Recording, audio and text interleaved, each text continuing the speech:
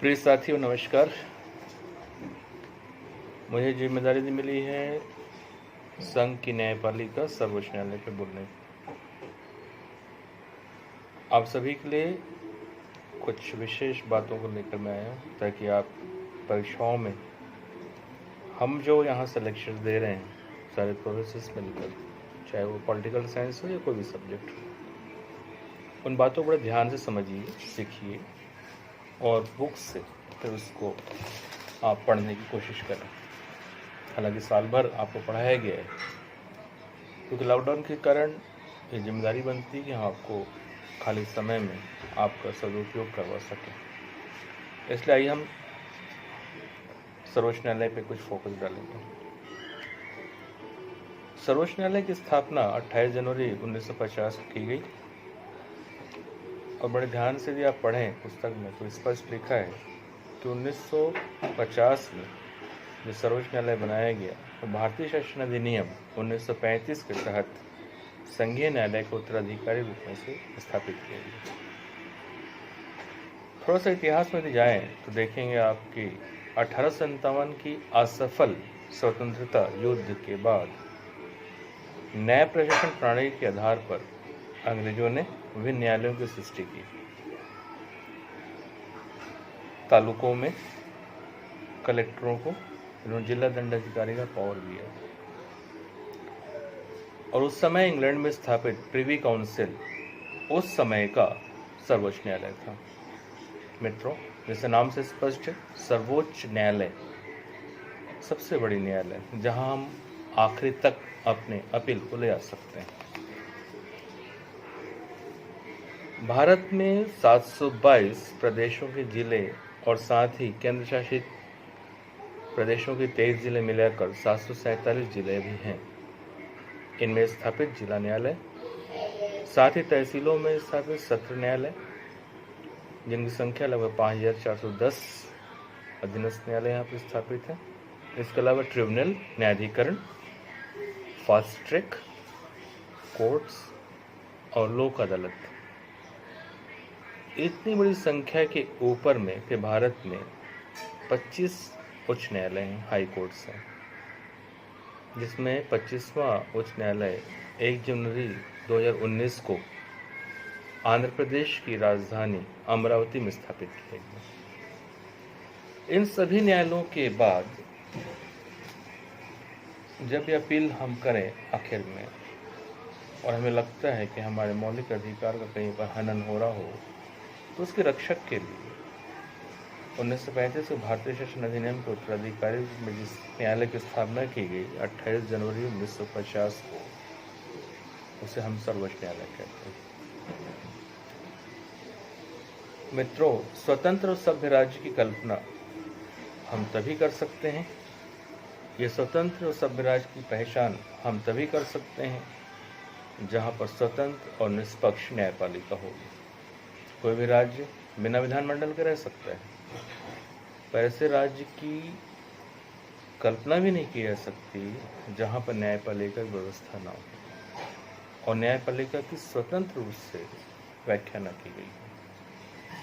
सरकार का स्वरूप चाहे जो भी हो, न्यायपालिका की व्यवस्था किसी न किसी रूप से अवश्य ही की जाती है।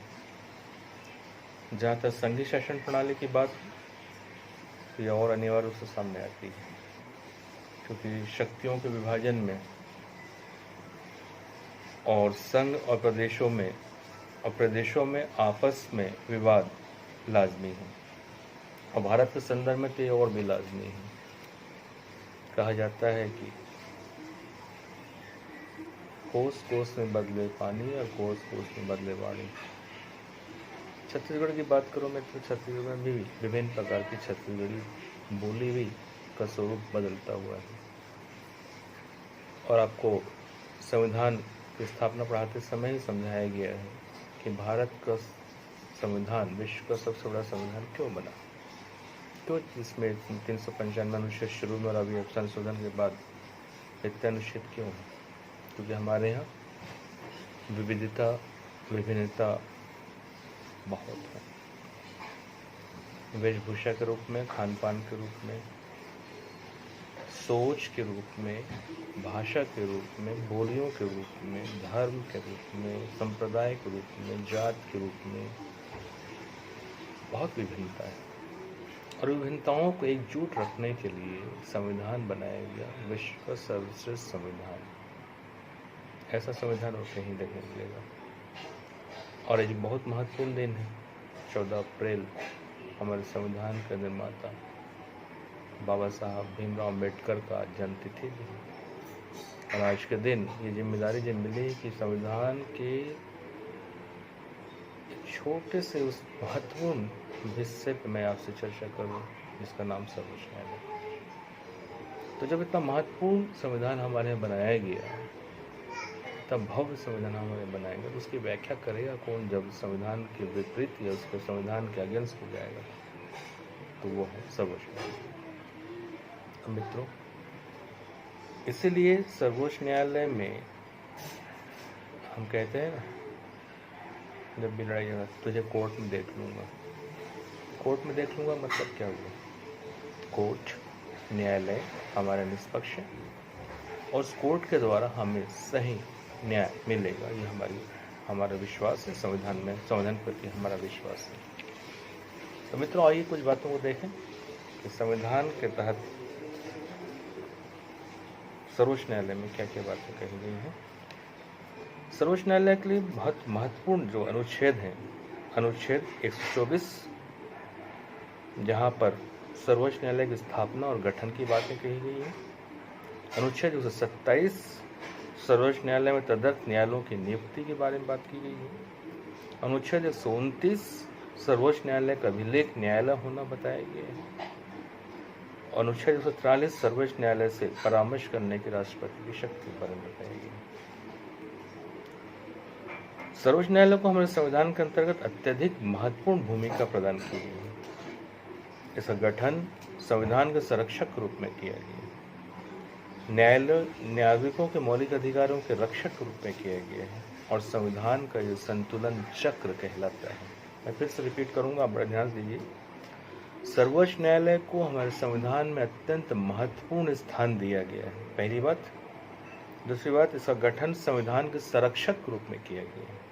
संरक्षक मीन्स जैसे आपके यहाँ माता पिता, आपके यहाँ जॉइंट फैमिली का आपके दादा, जो बड़े हों आपके संरक्षक हैं, जो आपके पालन करते हैं, जो आपको ऊंच नीच का भेद बताते हैं और गलत सही का निर्णय करते हैं। चौथी बात, नागरिकों के मौलिक अधिकार का ये रक्षक है। यदि मौलिक अधिकार का हमारे यहाँ हनन होता है कि उसकी रक्षा कर, जैसे मौलिक अधिकार में अनुच्छेद 32 में इसका उल्लेख किया गया है, मौलिक अधिकारों का रक्षक होगा। और संविधान का यह संतुलन चक्र है। संविधान के अंतर्गत यदि कोई विधेयक हटाना है, कोई विधेयक जोड़ना है, किसी विधेयक को संरक्षण प्रदान करना है, तो संतुलन जो बना के रखता है वो सर्वोच्च न्यायालय बना के रखता है। मित्रों, आइए देखते हैं सर्वोच्च न्यायालय का गठन। मैं तो चाहूँगा कि जो यहाँ पर ऑनलाइन वीडियो देख रहे हैं स्टूडेंट, चाहे जिस विषय के भी हों, इस समय आपको इन वीडियो के द्वारा अपनी पुस्तक उस विषय के अंतर्गत खोल के रखें और इस वीडियो के अनुसार अपने नोट्स को ओके करें, जो नोट्स हमने बताया है। सर्वोच्च न्यायालय के संगठन के संबंध में सबसे पहले सर्वोच्च न्यायालय न्यायाधीश संख्या अधिनियम 1985 के तहत व्यवस्था की गई थी कि एक मुख्य न्यायाधीश और 25 अन्य न्यायाधीश होंगे। लेकिन फरवरी 2009 को इसकी संख्या बढ़ा दी गई है और इस संख्या हो गई है एक मुख्य न्यायाधीश और 30 अन्य न्यायाधीश होंगे।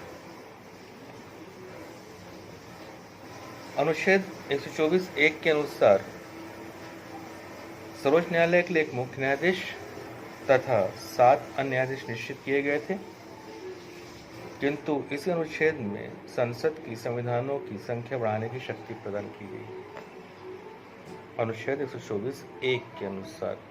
इसलिए अब फरवरी 2009 को इसकी संख्या हो गई है एक मुख्य न्यायाधीश और 30 अन्य न्यायाधीश।